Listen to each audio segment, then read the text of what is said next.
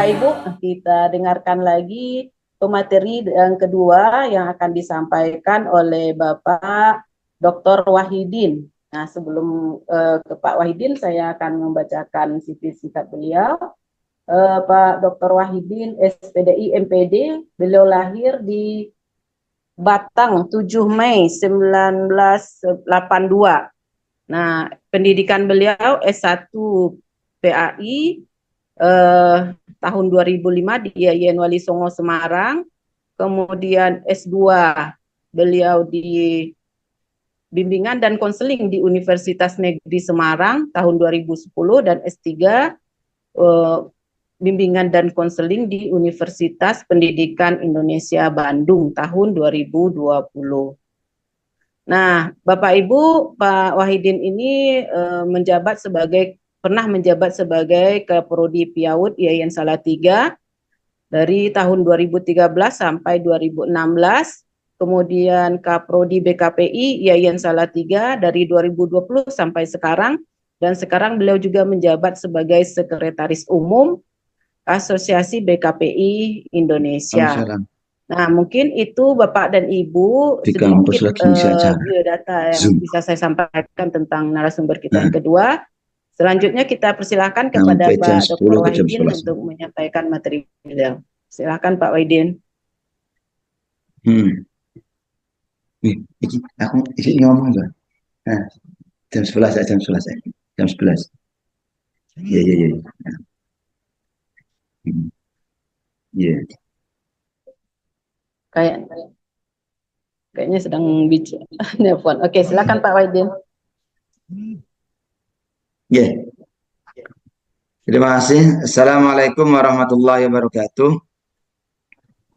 Waalaikumsalam warahmatullahi wabarakatuh. Bismillahirrahmanirrahim. Alhamdulillahirabbil alamin. Wassalatu wassalamu ala asrofil anbiya'i mursalin sayyidina wa maulana Muhammadin wa ala alihi wa sahbihi ajma'in.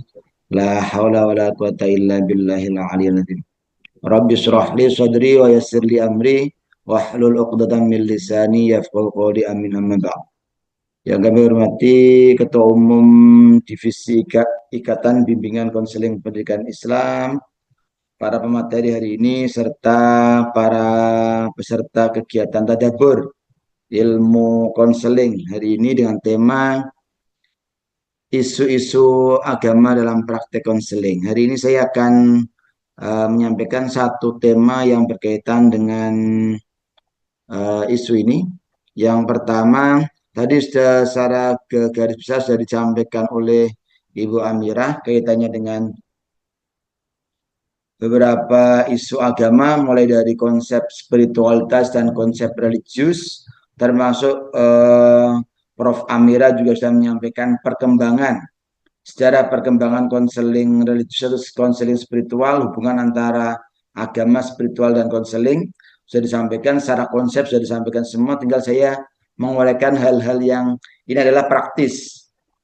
Praktis dalam pengertian ini yang saya lakukan untuk berusaha mengintegrasikan keilmuan BK dalam konteks Islam integratif atau konseling religius.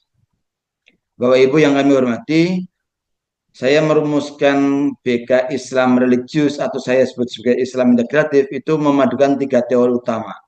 Yang pertama, Islamic Counseling, itu oleh Rasul 2016 di Leiden itu.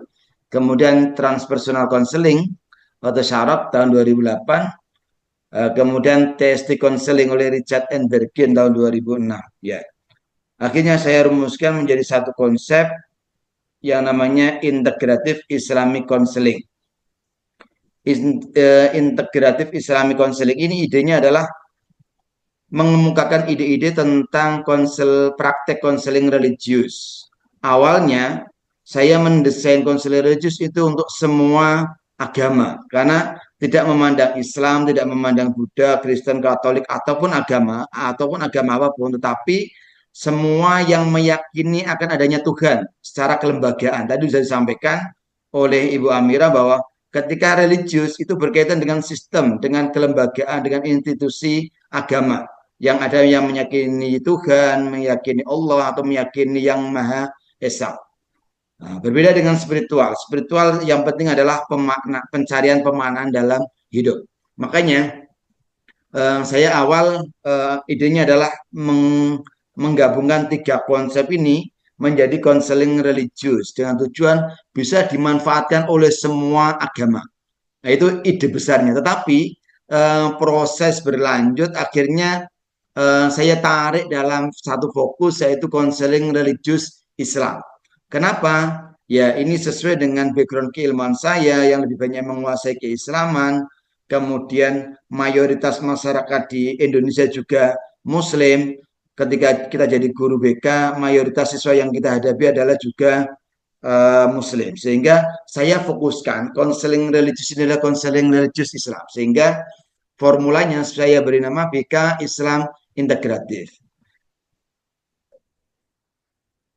Islam BK Integratif itu apa? Ya, ini saya maknai sebagai tadi bahwa memanfaatkan sumber daya yang ada dalam agama untuk proses konseling.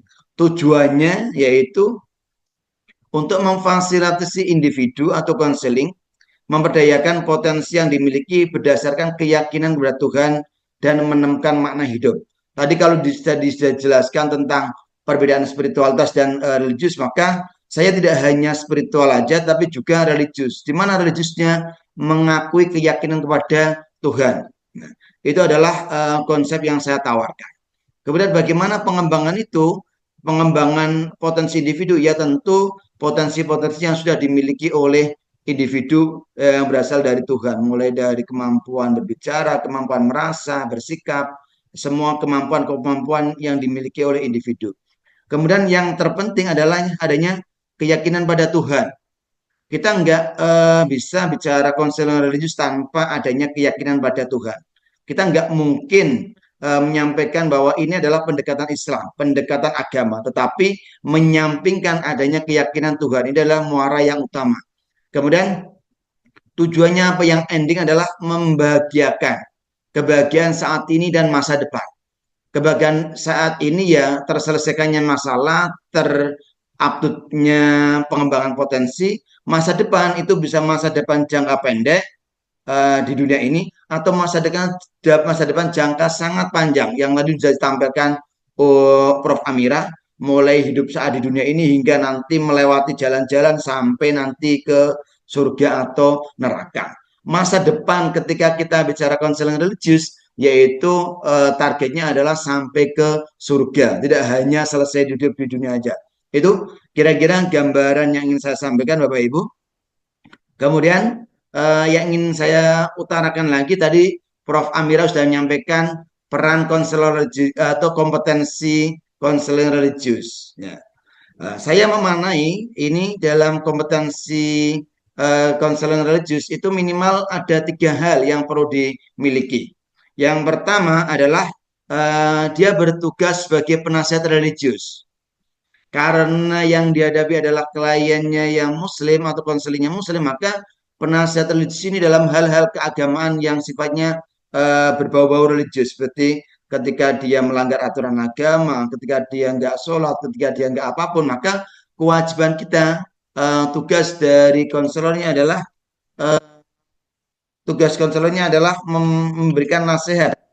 Nah, memberikan nasihat apa yang perlu dilakukan oleh konselornya. Kemudian saya lanjut. Peran yang kedua adalah sebagai teladan bagi konseli. Ini tugas yang lumayan berat bagi calon konselor ataupun guru BK di sekolah. Teladan ini dalam pengertian tidak hanya menjadi konseling yang selesai saat itu, tetapi bagaimana kehidupan kesehariannya, tingkah lakunya, perilakunya itu menjadi teladan bagi konseli, bagi siswanya. Ini adalah tugas yang berat. Nah, sehingga apa yang ditampilkan oleh konselornya itu harus betul-betul merefleksikan nilai-nilai agama, nilai-nilai religius. Hal apa yang boleh dilakukan dalam agama, hal apa yang dilarang, etika apa yang perlu dikembangkan, itu harus terwujud, harus tercermin dalam pribadi konselornya. Nah, ini sehingga dia menjadi teladan yang baik bagi konseli atau bagi siswanya. Kemudian yang ketiga, perannya atau kompetensi yang diharapkan adalah sebagai pembimbing. Pembimbing di sini dalam pengertian ya, ketika ada problem apapun, maka tugasnya adalah membimbing. Baik itu membimbing secara akademik, membimbing secara agama, maupun dalam hal penyelesaian masalah. Itu beberapa hal. Kemudian yang ingin saya sampaikan lagi, kalau tadi peran, ini adalah kompetensi. Kompetensi konselor religius. Nah, ini masih belum saya kadang-kadang masih menggunakan spiritual, tapi yang jelas saya adalah lebih banyak menggunakan kompetensi religius. Apa itu kompetensi religius? Seperangkat kemampuan yang dimiliki konselor dalam memahami agama secara komprehensif, baik dari aspek pengetahuan maupun perilakunya. Ini ada kompetensi religius dari sosok konselor. Ini kemampuan memahami agama, kemampuan melakukan konseling, dan kemampuan apapun yang berkaitan dengan kompetensi profesinya. Minimal ada tiga yang saya pertama. Satu, pemahaman hakikat manusia dalam perspektif religius. Ketika kita menggunakan pendekatan apapun dalam konseling, yang membedakan adalah pada kemampuan dalam memahami hakikat manusia. Pendekatan psikoanalisis, pendekatan behavior, pendekatan yang lainnya, tentu ketika memandang mahasiswa, memandang manusia, itu akan berbeda-beda.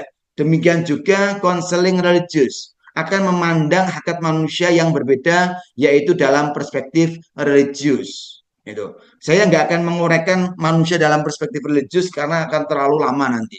Kemudian yang kedua, kemampuan untuk memanfaatkan sumber daya religius untuk kepentingan konseling. Ketika kita bicara konseling religius, maka kita mampu menerapkan. Ya, lanjut. Pak Kiai. Ya, mohon maaf. Rupanya terlempar dari sinyal. Padahal pakai sinyal kampus sudah tak ganti sinyal pribadi yang lebih agak stabil, tapi Allah mengendaki lain rupanya. Masih kalah sama sinyal. Oke, saya lanjutkan Bapak Ibu. Efisiensi nih, Pak Wahid. Ya, oke, saya lanjutkan. Oke, saya sampai mana tadi yang menyampaikannya? Kompetensi religius, saya ulangi aja. Yang pertama, kompetensi religius itu pemahaman hakikat manusia dalam perspektif religius. Ketika kita menggunakan pendekatan apapun, sebagai contoh pendekatan psikoanalisa, pendekatan behavior, maka kita akan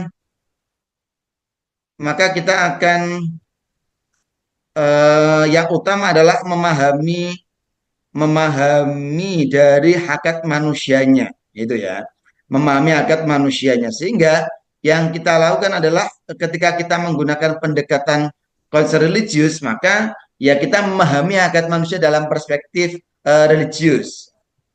Itu yang pertama. Kemudian yang kedua, kemampuan konselor untuk menggunakan atau memanfaatkan sumber daya religius untuk kepentingan konseling. Sumber daya religius sangat banyak. Dalam agama Islam itu banyak sekali sumber daya religius. Apa itu sumber daya religius? Sumber daya religius adalah potensi agama dalam membantu pengembangan manusia. Baik itu yang sifatnya ruhaniyah ataupun yang lain. Sebagai contoh sholat, puasa, kemudian wudhu, muhasabah, taubat. Itu adalah sumber daya religius yang bisa kita manfaatkan. Kemudian yang berikutnya yang bisa kita terapkan juga dalam konsep ini adalah penerapan coping religius dalam proses konseling. Ya, kita menerapkan coping religius untuk proses konseling. Kemudian, bagaimana metode konseling religius yang perlu dilakukan? Saya dalam karya yang saya buat itu minimal ada beberapa yang bisa kita lakukan. Yang pertama, berdoa. Saya sampaikan ini tahapan konseling religius yang mungkin bisa Bapak Ibu nanti terapkan.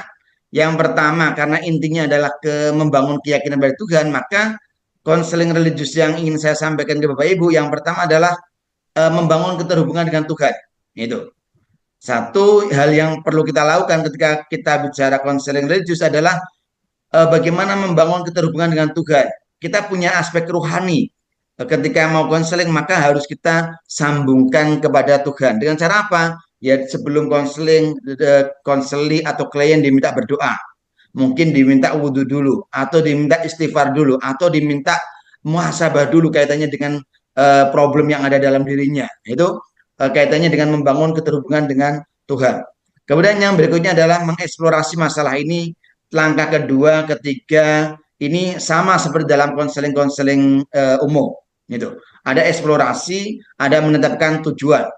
Kemudian tahap yang keempat yang saya kemukakan yaitu membangkitkan keyakinan pada Tuhan. Ketika kita sudah menetapkan tujuan, maka kita kembalikan lagi pada membangkitkan keyakinan pada Tuhan. Bagaimana keyakinan kita dari masalah itu, apakah sudah yakin dari tujuan yang dicapai akan tercapai. Kemudian yang berikutnya adalah perenungan mendalam.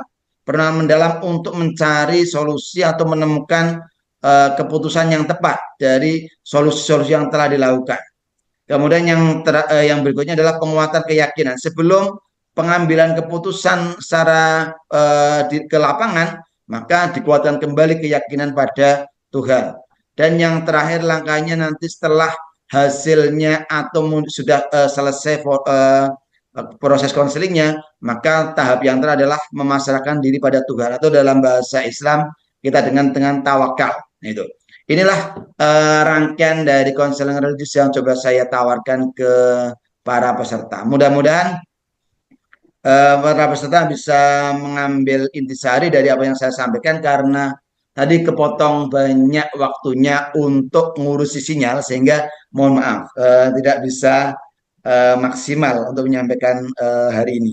Saya akhiri untuk pertemuan hari ini. Assalamualaikum warahmatullahi wabarakatuh. Saya kembalikan ke Ibu Jumender. Wabarakatuh. Terima kasih Pak Dr. Wahidin. Ya, walaupun dengan harus berusaha mencari sinyal ya Pak Wahidin, akhirnya bisa selesai juga menyampaikan materinya. Bapak Ibu, kita masih tahan sebentar dulu pertanyaan-pertanyaannya. Kita akan lanjutkan lagi.